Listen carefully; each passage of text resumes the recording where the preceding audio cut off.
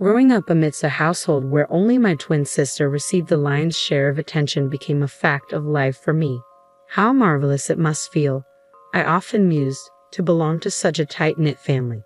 Those who preach about cherishing family likely hail from backgrounds where such love was abundant and unquestioned. Their familial bonds were probably ingrained in them, taken for granted. My reality, however, stood in stark contrast. Within my own family, closeness was a foreign concept, and I struggled to recall ever feeling truly valued. To put it plainly, I was the odd one out. I'm Martha, a woman in her 30s, navigating life solo. As I mentioned earlier, my family dynamic lacks closeness. To put it precisely, everyone else in my family seems to mesh well except for me. On the surface, we present the image of a happy, cohesive unit, but from my earliest memories, I felt disconnected from them. I share this family with my twin sister, Lisa. From the outset, our parents showered Lisa with attention. She possessed a captivating beauty, a vibrant personality, and sharp wit that endeared her to them. They cherished her completely. Conversely, despite being her twin, I seemed to slip through the cracks. My lack of resemblance to Lisa left me overlooked. I was unremarkable, lost in my own daydreams. When Lisa expressed an interest in ballet, our parents spared no expense in enrolling her in classes and outfitting her with the finest gear.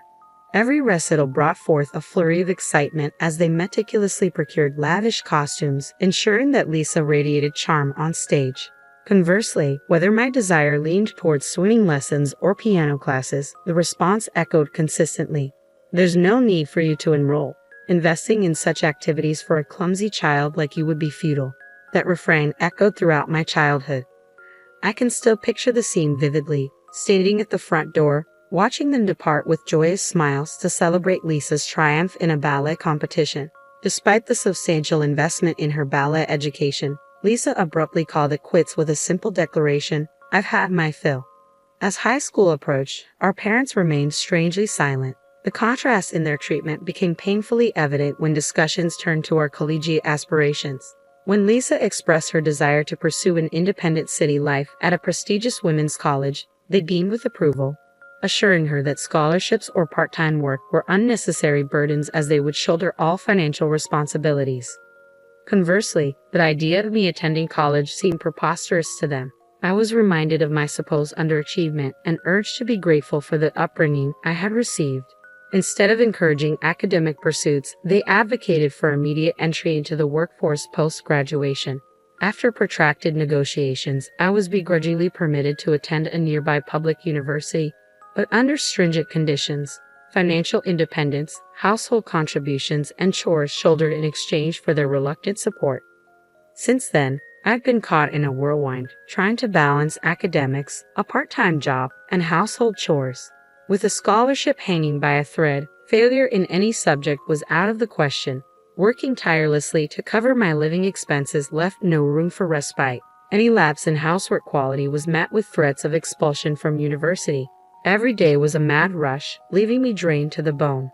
In stark contrast, my sister, appearing sporadically, epitomized the quintessential college student, adorned in trendy attire and fashionable hairstyles. She seemed to effortlessly blend academics with leisure, all while taunting my disheveled appearance and hectic schedule. "You always look so disheveled," she'd sneer. "I wouldn't dream of being seen with you. How can you even step outside like that? I'd die of embarrassment if I were you. And let's not even talk about your university. It must be scraping the bottom of the barrel. What's the point of even attending such a place? It's all just a waste of time." Adding insult to injury, my mother echoed my sister's sentiments, siding against me. "She's right, Martha. You're not exactly the sharpest tool in the shed. College isn't meant for everyone, especially not someone who can't even dress properly. You've become the laughing stock of the neighborhood." On the other hand, everyone admires Lisa, praising her beauty. It fills me with pride. Since childhood, I'd grown accustomed to the unfounded animosity from my family. Their petty jabs hardly registered as I rushed off to my part-time job, my focus squarely on survival. And so, the tumultuous 4 years of college flew by, and both my sister and I crossed the graduation finish line. While my family feted my sister's achievement with a lavish overseas trip and a designer handbag, I remained a footnote in their celebrations. With plans to strike out on my own after securing a job, my parents promptly intervened. We've supported you this far. It's only fair you repay us by tending to the household chores and handing over your paycheck. Living independently is a waste of money. The decree left me with no choice but to linger in the confines of my childhood home, stifled by their expectations. Fortunately, the company that extended me an offer was within a tolerable commuting distance, albeit a considerable trek. Meanwhile, my sister landed a position at a well-known firm in the city. She boasted about her workplace nestled in the East Village, but such details held little interest for me. Years later, my sister tied the knot with a colleague from her company and promptly exited the workforce. While festivities ensued, unsurprisingly, an invitation never graced my mailbox. My sister's husband, Toby, echoed the sentiments of my family, casting a disdainful eye my way. "Martha, you couldn't be more different from Lisa. You're so ordinary.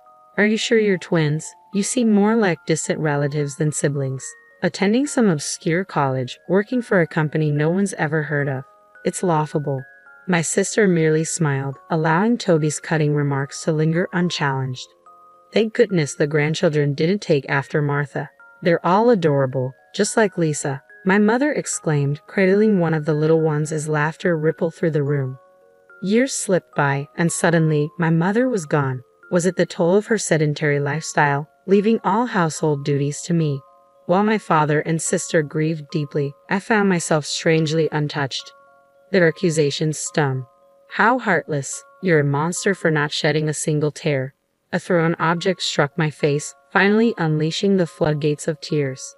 In the aftermath of my mother's passing, my father's legs weakened, rendering him reliant on assistance for daily tasks.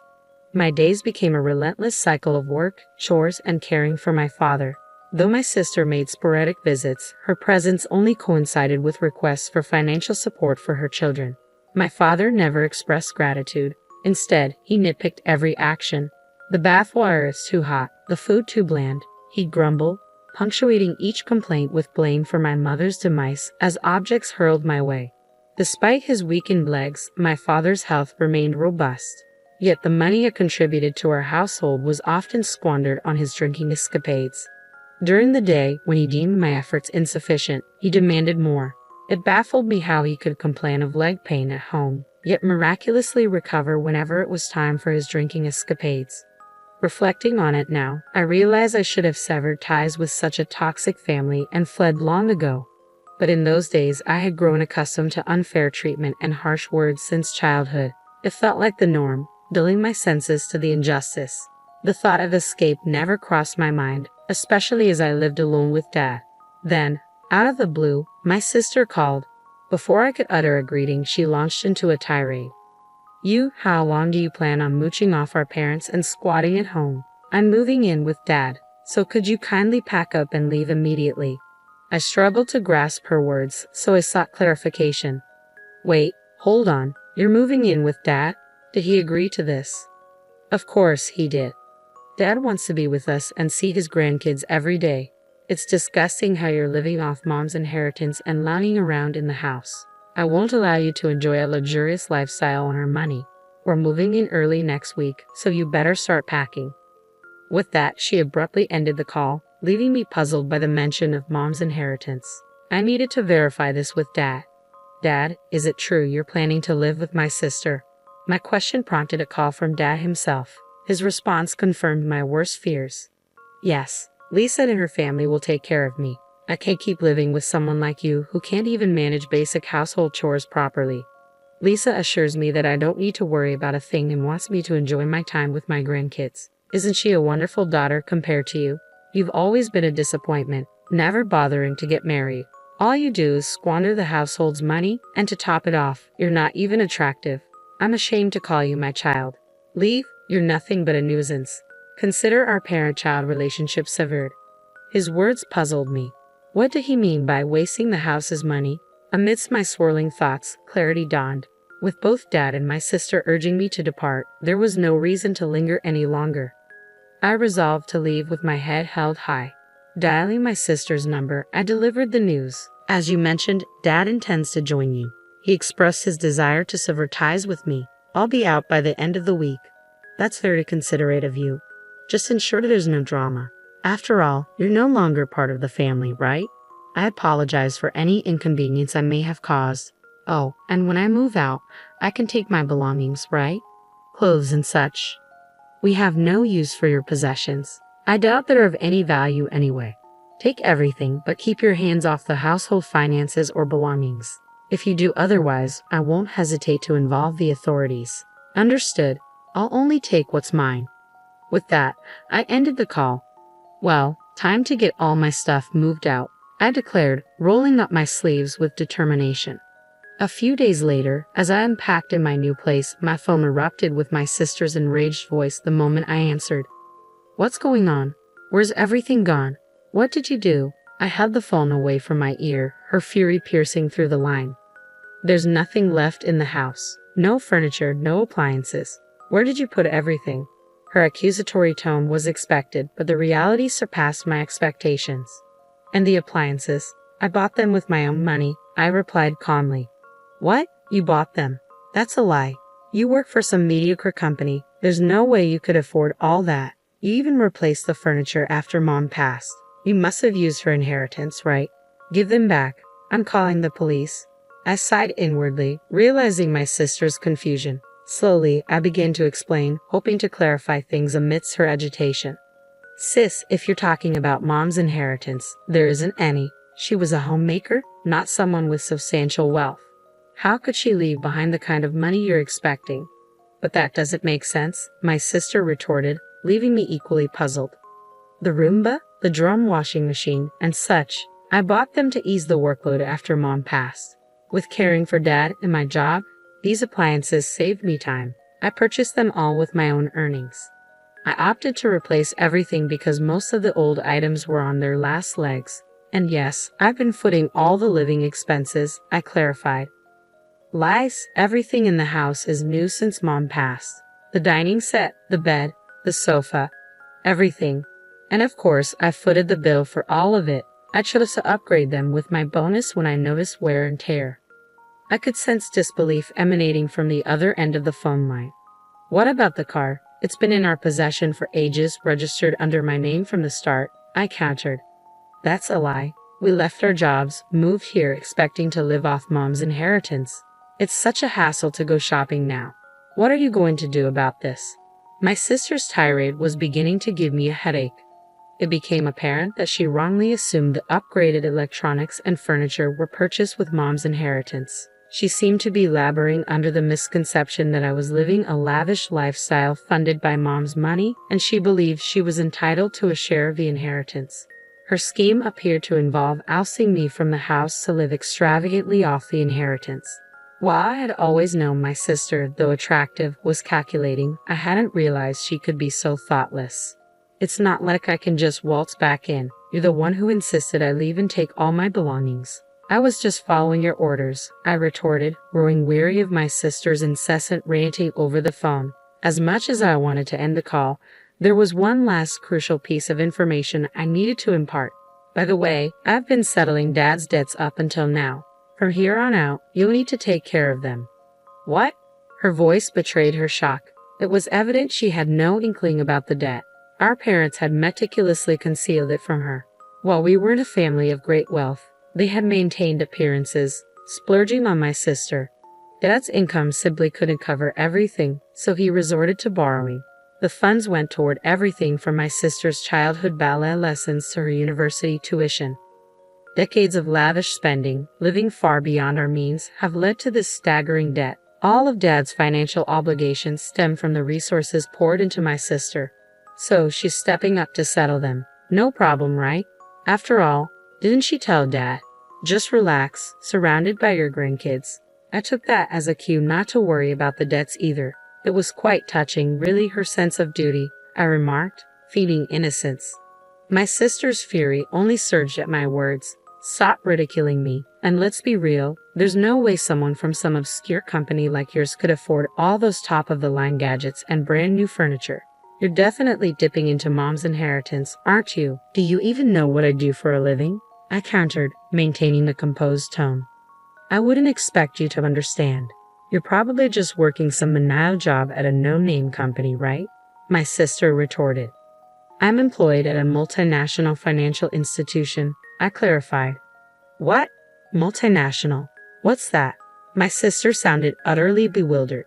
Both my parents and sister, none of whom were proficient in foreign languages, demeaned me upon learning of my position at a multinational financial institution, a concept unfamiliar to them despite its widespread recognition among most Americans. It was ironic how they branded me as incapable while displaying a glaring lack of basic knowledge themselves.